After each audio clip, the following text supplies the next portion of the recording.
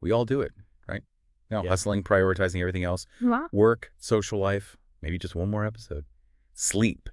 It's often the first thing we sacrifice in our busy lives, even though we know, like deep down, how absolutely vital it is. Yeah. Today on the deep dive, we're going to really peel back the layers. We want to unravel the science and maybe some surprising secrets behind healthy sleep habits. And this isn't just about feeling tired. It's really understanding the fundamental, almost kind of magical role sleep plays in your overall health, your peak performance even. It's so true. Sleep is, well, it's profoundly significant. And it's so much more than just downtime. Right. Think of it less like hitting the off switch, you Yeah. know, and more like your body and brain entering this hyper-efficient maintenance mode. Okay. It's an incredibly active process, really essential for optimal functioning. There's a huge amount of critical work happening, you know, behind the scenes, even when you're completely out of it. That's fascinating because, yeah, we often think of sleep as just passive, a pause. But you're saying there's this huge amount of critical work your brain and body are doing when you're totally out cold. Exactly. Way more active than most of us realize, isn't it? Yeah. So what's really going on, like behind the scenes when we finally close our eyes? Exactly. So during deep sleep, your brain isn't just processing memories or consolidating information from the day. It's actually physically flushing out metabolic waste products. Wow. Yeah, it's thanks to something called the glymphatic system. Think of it like a dedicated plumbing system, basically clearing out toxins that build up while you're awake. Like a cleaning crew for the brain. Pretty much. Your brain's own overnight cleaning crew. And Yeah. if they don't get enough shifts in, well, things start to pile up. That's really vital for, you know, preventing cognitive decline long term.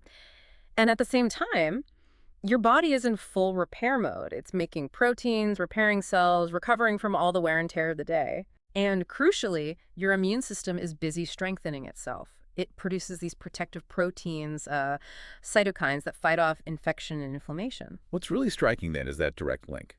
If sleep's enabling all these vital functions, the natural question is, what are the real concrete bad effects when we shortchange ourselves on this? Because the ripple effects, they go way beyond just feeling tired, don't they? Oh, absolutely. Are there like immediate, maybe subtle ways poor sleep might be impacting listeners? Things they might not even connect back to their sleep? They absolutely do. I mean, beyond the obvious fatigue, Yeah. right, consistent poor sleep has been linked pretty clearly to a significantly higher risk of chronic conditions, things like obesity, type 2 diabetes, heart disease, even depression. Yeah. But more subtly, you might notice things like impaired decision-making, maybe being more emotionally reactive, or even just catching colds more often. Interesting. It really underscores that sleep isn't some luxury. It's completely non-negotiable. It's part of your health strategy, influencing every single aspect of your well-being. Okay, so knowing all this, the big question I think for many of us is, okay, I get why sleep matters now, but how much do I actually need? We hear different numbers. You know, Right. I know for myself or people I talk to, there's often this feeling that you can just power through on less sleep.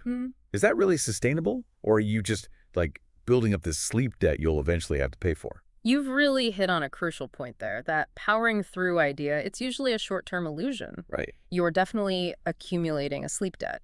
And your body, eventually, it demands payment for that. And you're right, the ideal amount isn't one size fits all. It genuinely varies with age because our biological needs, they adapt as we develop.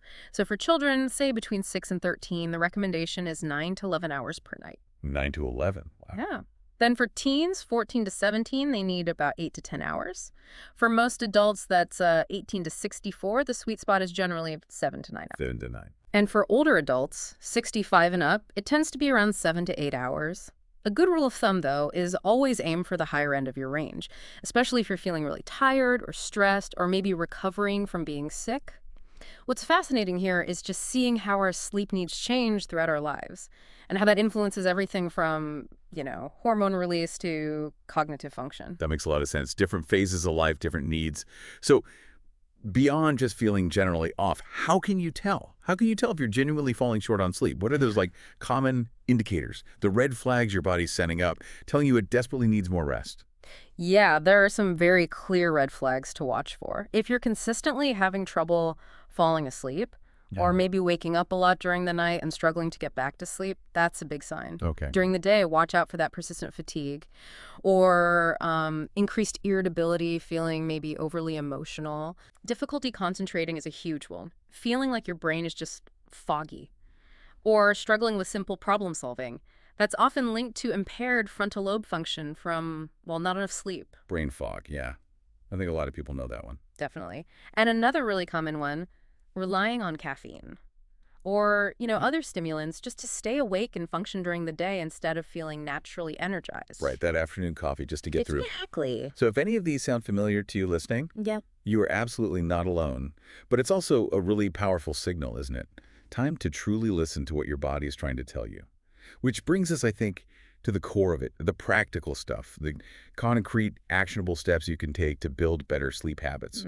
Where do we even begin? How do you start creating that ideal sleep environment and routine? The best place to start really is consistency. That's foundational. It helps reset your internal clock. So first tip, stick to a schedule. Okay. Go to bed and wake up at the same time every single day. And yes, this absolutely includes weekends. Oof. Weekends too. Weekends too. It really helps regulate your body's internal clock, your circadian rhythm. That's like the master orchestrator, right? It dictates not just sleep-wake cycles, but influences hormone release, digestion, even body temperature. Did you know even like minor shifts in your schedule, that weekend catch-up sleep, it can create a kind of social jet lag. Social jet lag. Yeah. It impacts your metabolism and mood almost as much as actually crossing time zones. Wow. Okay, that's social jet lag ideas or a wake-up call. Yeah. Pun definitely intended. So consistency is paramount. Number one, what's the next key step after nailing the schedule? Okay, second, create a powerful bedtime routine. This is all about consciously signaling to your body that it's time to wind down. Right, like a transition period. Exactly. Engage in relaxing activities, maybe reading a physical book, some gentle stretching, meditation for about 30 to 60 minutes before bed. And crucially, avoid screens, your phone, tablet, computer, TV, for at least 30 minutes, but ideally an hour before bed. Wow, the screens. Yeah. The blue light from these devices isn't just bright. It's a specific wavelength that actually tricks your brain into thinking it's still daytime. Okay. And that seriously suppresses melatonin production. Melatonin is the key hormone that signals sleep time to your body. So no late night doom scrolling then. Yeah. Got it. And I know for me that one more scroll is a daily battle. It's kind of comforting to know I'm not alone fighting the blue light monster. What about the actual place you sleep, the environment itself? That brings us to tip number 3. Make your bedroom a sleep sanctuary. A sanctuary. I like that. Yeah. Your room should be cool, quiet, and dark. Aim for a temperature somewhere between, say, 67 degrees Fahrenheit. That's about 19 Celsius.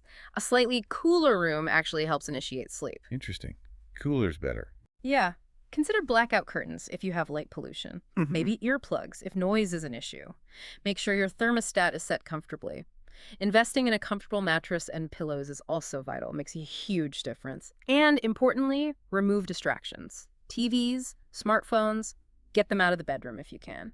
Your bedroom should really be conditioned just for sleep and relaxation, not for entertainment or work. That sounds incredibly inviting, actually. Yeah. A cool, dark, quiet sanctuary.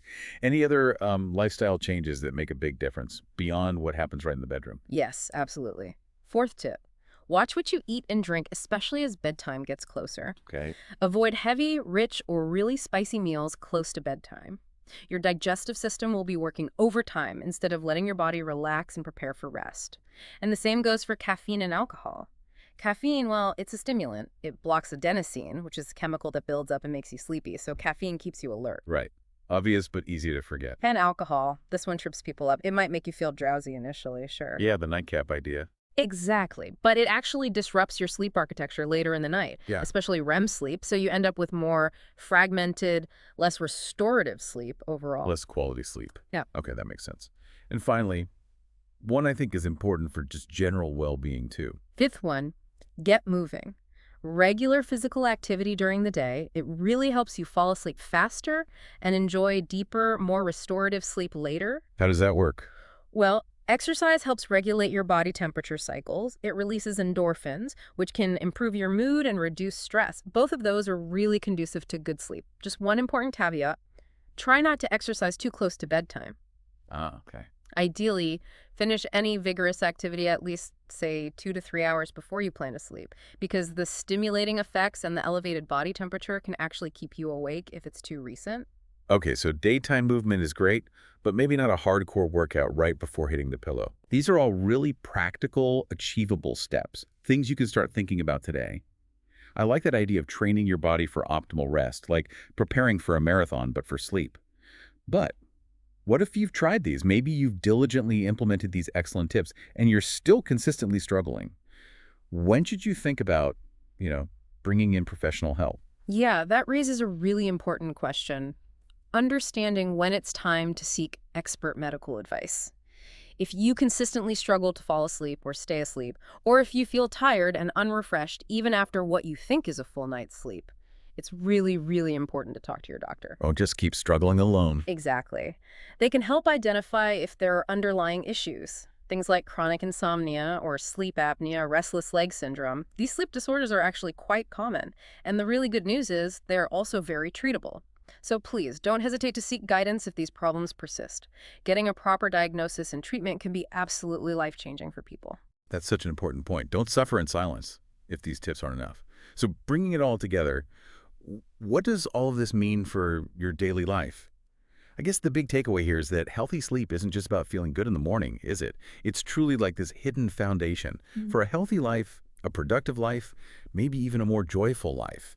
It's an investment, really, that pays dividends across your entire day. Absolutely. If we connect this to the bigger picture, it really is about unlocking your full potential. And you do that through getting proper restorative rest. By making just a few simple, conscious changes to your daily routine, things we've talked about, you really can enjoy significantly better sleep. And that directly translates to sharper focus, better cognitive function during the day, improved creativity, better problem-solving skills, enhanced emotional regulation, and ultimately just a stronger, healthier you overall. Good nights truly do lead to great days. I love that. So as you go about your week, here's a little challenge. Maybe pick just one of these insights or one tip and try to implement it consistently. Maybe it's setting that non-negotiable bedtime, finally. Or maybe tonight, you actually leave your phone charging outside the bedroom. Treat that space like a real sleep sanctuary. Just observe, see what happens. Notice the surprising ripple effect that one small change might have on your entire day. And really try to see sleep as that crucial investment in your well-being, not a luxury. That's something you can afford to sacrifice